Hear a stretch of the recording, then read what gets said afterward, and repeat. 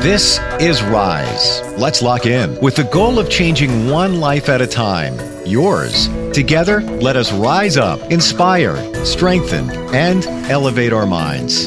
It's time to rise on the voice of Nassau Community College, 90.3 WHPC. Hello, my name is Dr. Saran Heron, and welcome to Rise. Today, we're going to talk about becoming a registered professional nurse. If you are in training to become a nurse and struggling with the course in college and feeling hopeless, don't give up.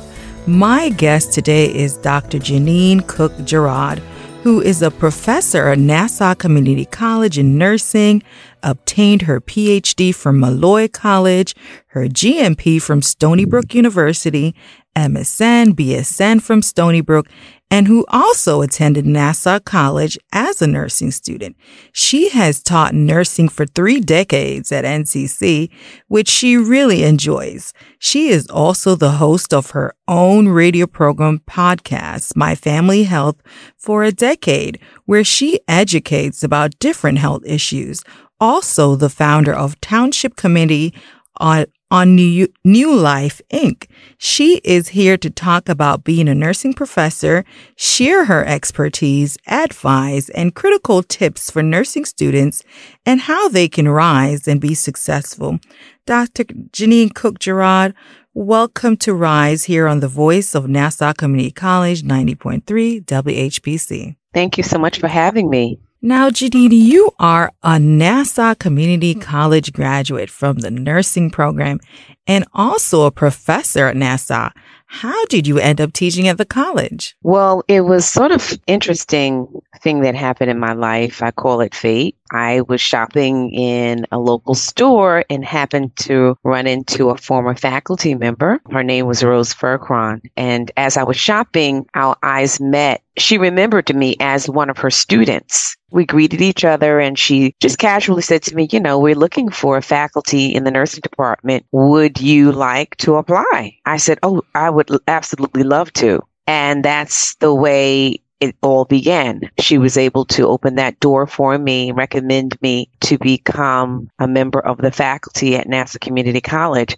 Now, keep in mind, I also graduated from the program some years ago. So just meeting her was very interesting that she opened that door for me and mentored me into being a nursing educator there at Nassau Community College's nursing program. Amazing story. Now, tell us about some of your many responsibilities as a nursing faculty that listeners may not know about being a professor. As a faculty, a nursing faculty in particular, there are commonalities of all faculty members, particularly who work at a college or university.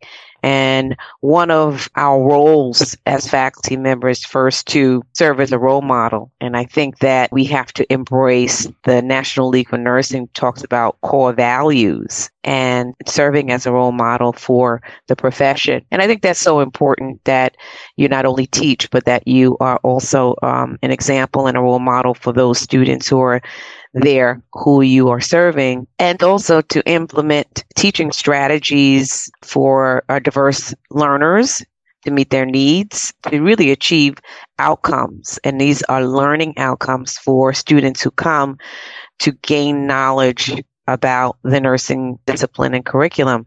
And also, we have to recognize that every learner is different. Every learner learns and engages different.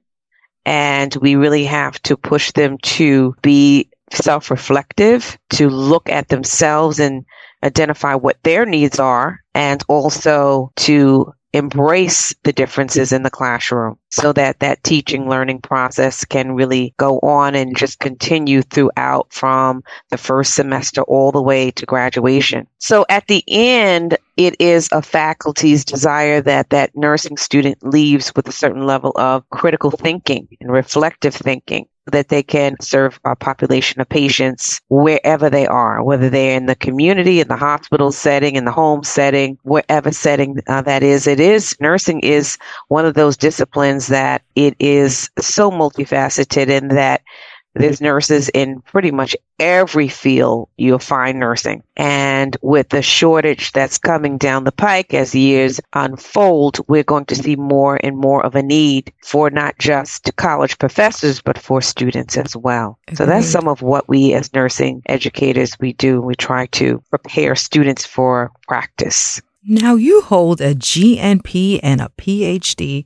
For those individuals who are not nurses, can you explain the degrees that you hold? Well, the GNP, that was one of the nurse practitioner degrees that started many years ago. It is now developed into more of a family nurse practitioner. Once I earned my GNP, I continued working with it in private practice and then quickly got into the role of a nurse educator. I really used the master's degree on the level of teaching about the older adult population in the college setting. My love for the geriatric and older adult population extended from the GNP to the PhD, where my research continued with that older adult population.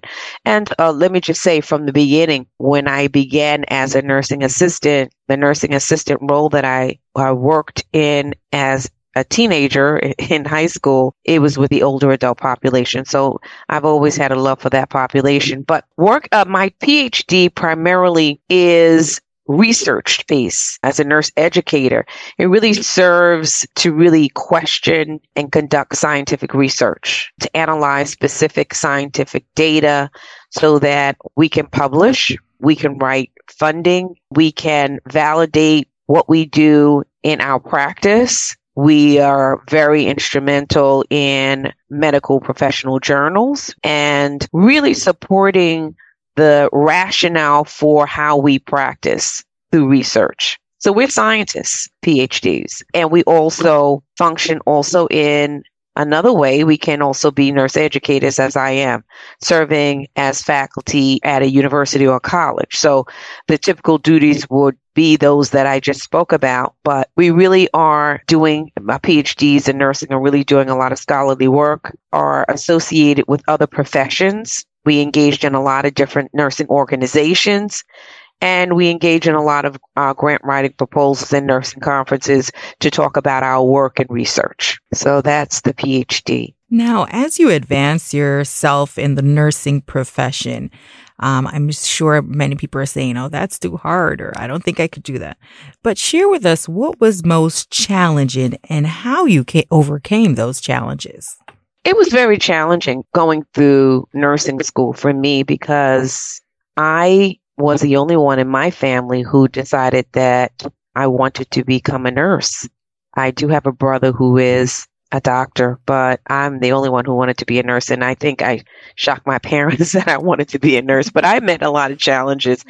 And what I have learned to overcome those challenges is that I had to be organized and I had to have a plan. That plan, even through the struggle, is what helped me to achieve. So the plan may be, once I met a stumbling block or a hindrance, that I had to have a plan. Okay, what am I going to do to face this? And whether it be verbal or writing it down or telling someone about it, I had to make a plan. And then I had to have people. I had a family, strong, really a great resource. I have a wonderful family. My dad, who was the first one to attend college in my family, he was also earned his doctorate, and my siblings all going to college.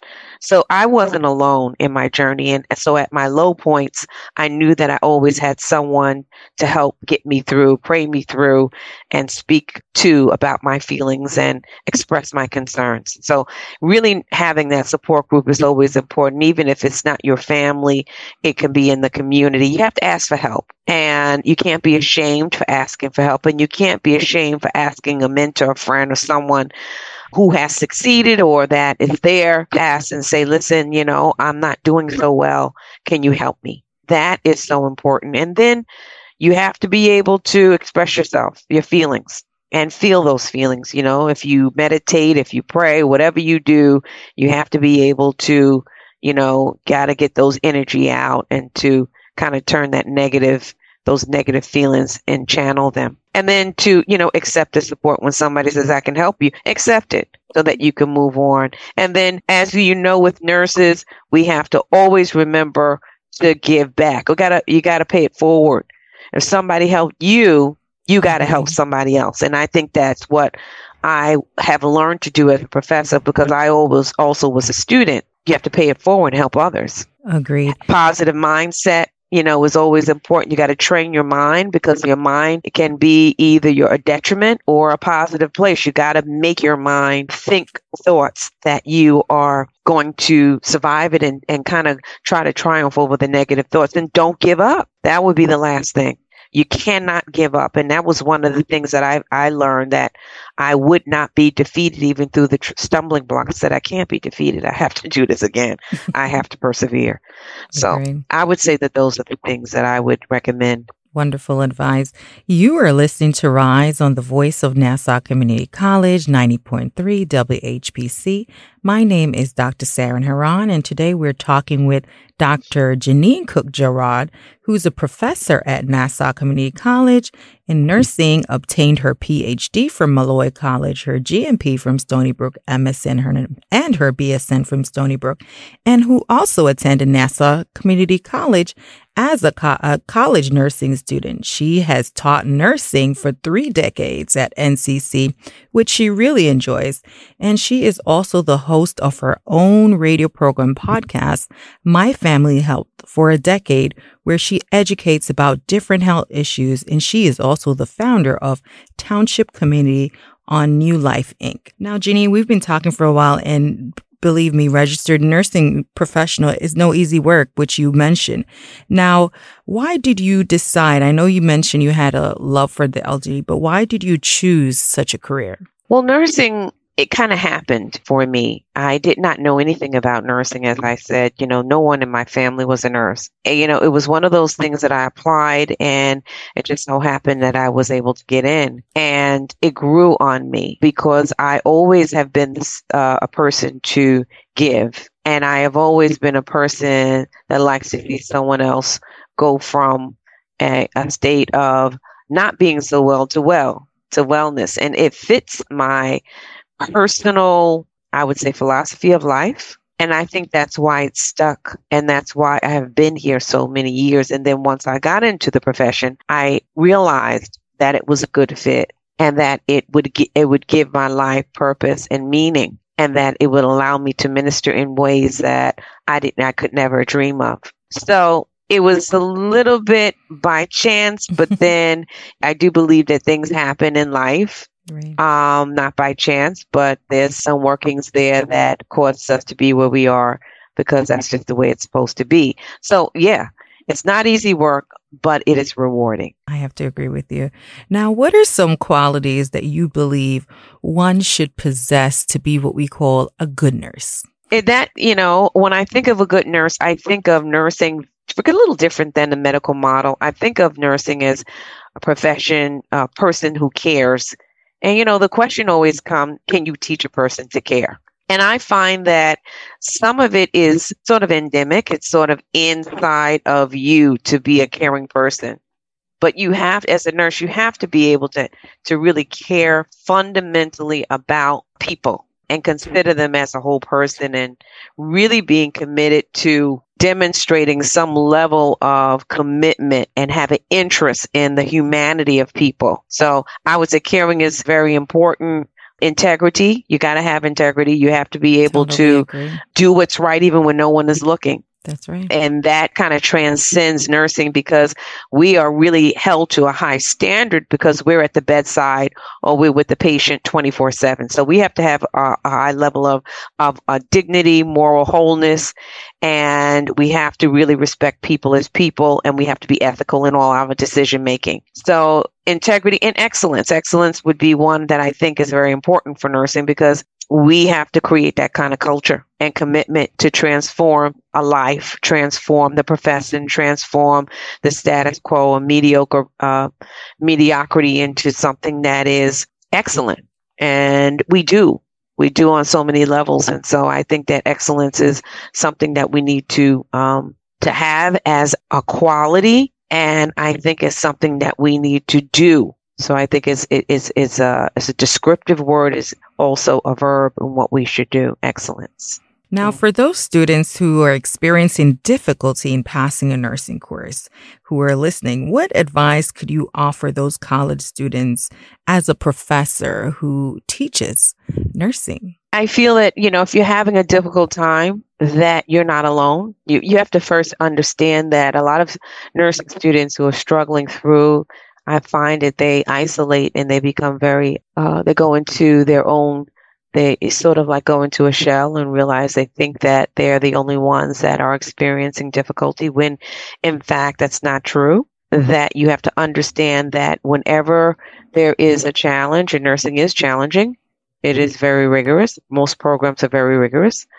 You have to really persevere, and you have to understand that what's difficult for you may not be difficult for the next person. Right. However, that difficult place or that challenging place can be your star, the star in your cap. Once you stick with it and once you persevere, that will be the main thing you brag about. That'll be your bragging rights, that, I struggled in that area and look at me now. Right. I am now the chief, or I'm now the head, or I have mastered that.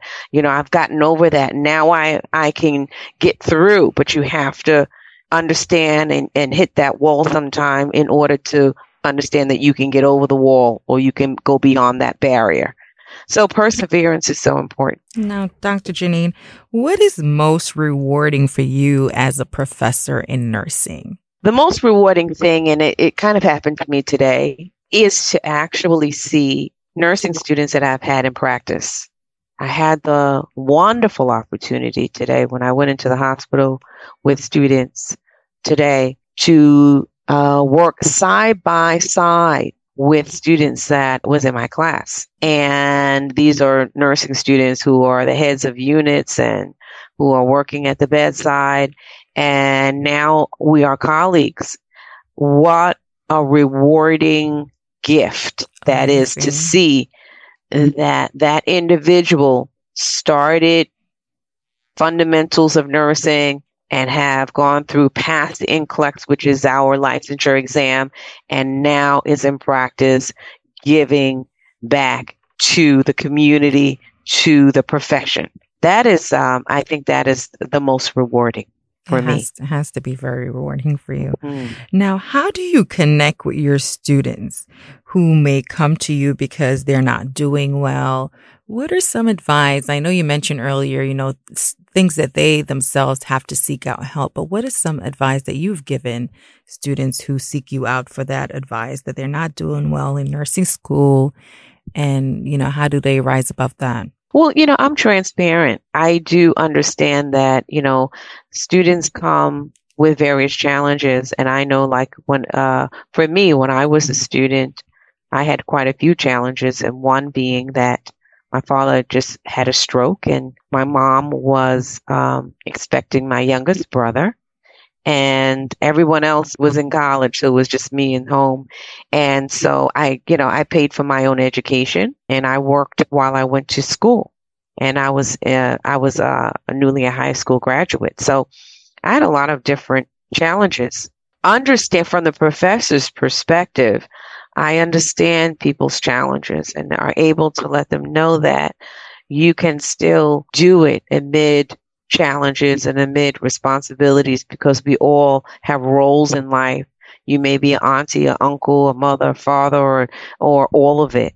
But if you desire to get through, you can. There are resources out there for you. For many people, when I hear of their challenges and I see that they make it through or they graduate, I find that it's even more rewarding because they were able to, again, persevere. You are listening to Rise on the Voice of Nassau Community College, 90.3 WHPC. My name is Dr. Saran Heron, and today we're talking with Dr. Jeanine Cook Gerard, a professor at Nassau Community College in nursing, obtained her PhD from Malloy College, her GNP from Stony Brook University, MSN, BSN from Stony Brook, and who also attended Nassau College as a nursing student. She has taught nursing for 3 decades at NCC, which she really enjoys. She is also the host of her own radio program podcast, My Family Health, for a decade, where she educates about different health issues. And she's also the founder of Township Committee on New Life, Inc. Now, Jeanine, we've been talking, and you just mentioned that there are resources for nursing students that could help them. Could you tell us some of those resources that may be available that students aren't aware of? Sure. Well, I'm very familiar with the ones that, since, I've taught at NCC, Nassau Community College, for 30 years. We do have, and most campuses do have, quite a few resources for nursing students, and one of which is a math lab. There is a component of the nursing program that requires students to take something called computation of dosage to calculate how to administer meds to patients. And some have forgotten those fundamental concepts with doing simple math. And you have to brush up on those math concepts. There is a math lab. We do have psychological support on our campus with students if they are feeling anxious or they are having some challenges psychologically. They can use that resource.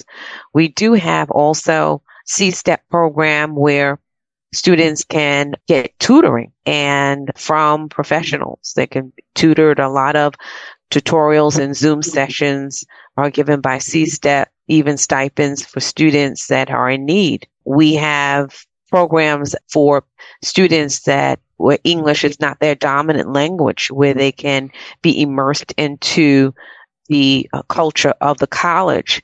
If they're coming in and they don't speak English, we do have resources for them. And then you cannot exclude our library, which is a huge resource for nursing students, where we have all of our textbooks and review books that are in our library. And in most libraries, whether they be hard copy books or whether there's the resource of online library where you can access all websites and most books and databases if you need to research books, periodicals, journals, all are really available for nursing students. And it's very important that they have that access to this online learning so that they can pull up the literature, whether it's peer-reviewed journals, whether it is evidence-based articles. It really is supportive to their reading and seeing who else is saying the same thing or something different about the research. And as a nursing scientist myself, who writes articles and who engages in research, it's so important to have access to the library. And that's so golden to have that ability to get on the computer and get on the college website to access information. Textbooks are available online. There is no reason why you can't even access your textbooks. I love it because you have your science disciplines that are there. Many times students are required, or most programs require general education science courses. You have that as a resource. You have the textbooks as a resource. So use all of these. And then, you can't leave out the social resources that if you want to just have socialization on campus, that's so important to break the monotony of study and just socialize and get to know other people. We have a nursing club in our department where students can get to know upperclassmen. And that is a wonderful way for the upperclassmen to mentor and to socialize and to share. It's very helpful getting through the program. So these are resources, and I think that, students should really use them to succeed. Now, as we're getting ready to wrap up our program, I want to talk a little bit about Your Family Health, which is your radio program and your podcast. Tell us a little bit about the program and why are you so passionate about educating others about their health? Well, my podcast, Your Family's Health, is a podcast that has been around for over 40 years. It was former faculty members who are now retired who started Your Family's Health many, many years ago. And it has been one of the ways that we keep the community educated about current healthcare trends and educate them about things that are going on with regard to their health. And I think that I am really, it's a privilege to talk to physicians and cardiologists and nephrologists and physicians and healthcare providers all around the world. And it does not just educate, but it allows us to find out what is cutting edge. How are these trends changing? What else is out there for me to access? What else is out there for me to handle my health condition differently? So it's exciting to talk to people and to really find out how they are in their profession and how they have mobilized health and how we treat patients differently as the years unfold. So it's very exciting every week that I meet someone new. So I really appreciate you, talking about your family's health. It has really been helpful to not just the department, but to the community as well. Wonderful. Now, as we're closing the program, can you give me one advice that you could leave with us today and those listening to the program, especially our nursing students? I would say, just to convince you that if you don't need to be convinced that nursing students, you're on an excellent path, that the path that you chose, whether you are a nursing student or a prospective nursing student, that you're entering into a field that not only benefits you socially, spiritually, educationally, but it benefits your family, it benefits your community, and it benefits the profession. Wonderful. When you are able to enter it and really shine and do what you love and find your niche. So I would encourage you to go forward in it. And how can someone connect with you who's listening that wants to connect with you today? Well, I am a retired full-time faculty, but I am still an adjunct faculty at Nassau Community College. My email is Jeanine.Cook-Gerard at ncc.edu. That's JEANINE.COOK-GARARD at ncc.edu. So I would be glad to talk to you and to communicate and to encourage you. Now, thank you so much, Jeanine, Dr. Jeanine, for being here today. It was a pleasure. I'm Dr. Saran Heron. I just want to say, stay motivated, study hard, and put in the time, and you will one day become a registered professional nurse. Thank you for listening to this week's edition of Rise, available wherever you listen to podcasts and always right here on the voice of Nassau Community College, 90.3 WHPC.